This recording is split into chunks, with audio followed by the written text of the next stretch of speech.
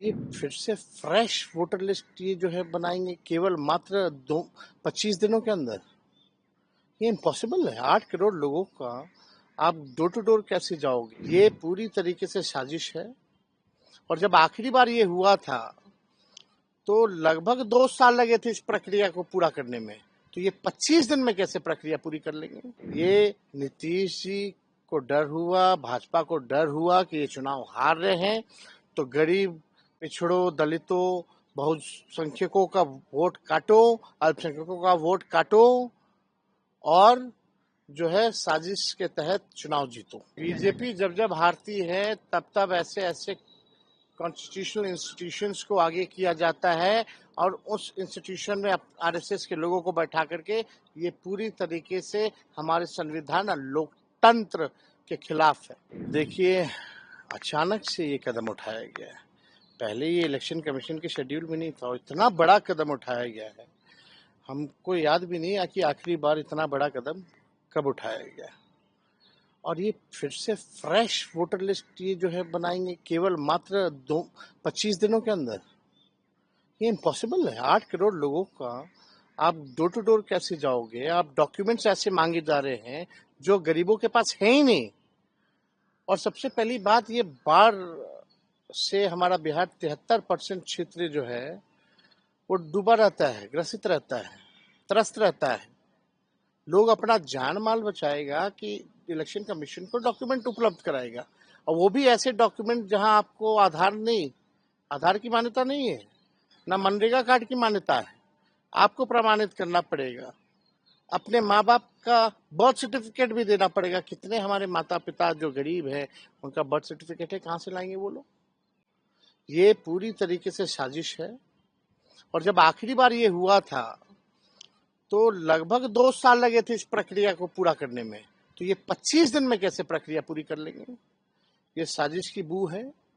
ये नीतीश जी को डर हुआ, भाजपा को डर हुआ कि ये चुनाव हार रहे हैं, तो गरीब, पिछड़ों, दलितों, बहुसंख्यकों का वोट काटो, अल्पसंख्यकों का वोट काटो और जो है साजिश के तहत चुनाव जीतो। अभी ये लोकतंत्र में, संविधान में गरीबों को एक ही अधिकार है, वोट का। वो भी वोट का अधिकार ये छीनना चाहते हैं।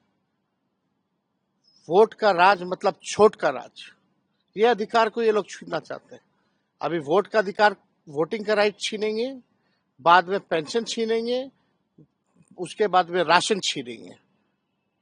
ये लोगों का एजेंडा साफ दिखाता है कि बड़ी साजिश है, बू आ रही है।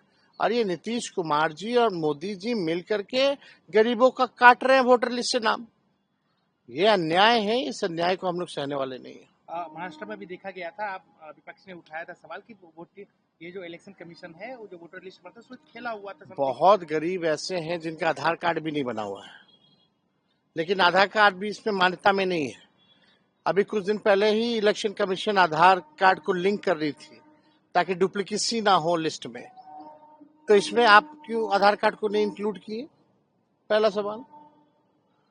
ये अन्याय हो रहा है। तो आपको शक है कि कहीं ना कहीं ये सब जो हो रहा है कहीं ना कहीं चुनाव को हैम्पर? बीजेपी जब जब हारती है तब तब ऐसे ऐसे कॉन्स्टिट्यूशनल इंस्टीट्यूशंस को आगे किया जाता है और उस इंस्टीट्यूशन में आरएसएस के लोगों को बैठा करके ये पूरी तरीके से हमारे संविधान और लोकतंत्र के खिलाफ है।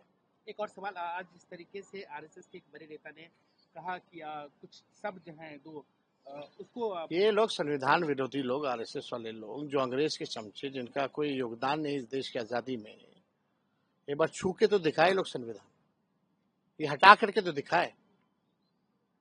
आप प्रिएम्बल्स में से सोशलिस्ट शब्द हटा दीजिएगा, आप सेक्युलर शब्द हटा दीजिएगा। यही इनका असली एजेंडा है। दे भाजपा के लोग जवाब इस पे।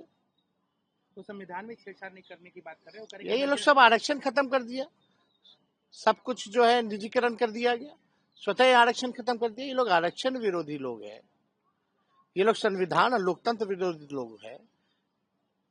बिहार के लोग इस बार करारा जवाब देंगे इन लोगों को। हमसे जुड़े रहने के लिए हमारे YouTube चैनल को सब्सक्राइब करें और नई वीडियो की नोटिफिकेशन के लिए बेल आइकॉन को दबाएं।